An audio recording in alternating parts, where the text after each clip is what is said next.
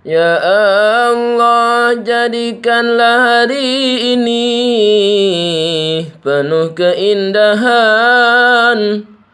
dengan rahmat-Mu yang berlimpah.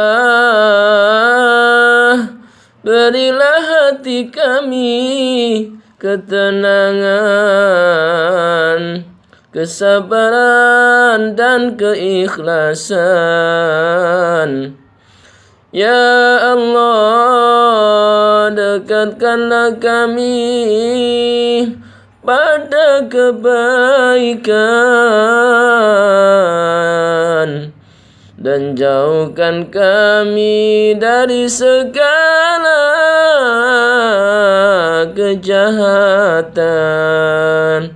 Ya Allah,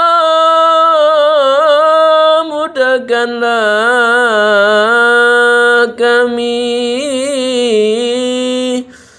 dekatkanlah kami kepadamu dan dekatkan jodohku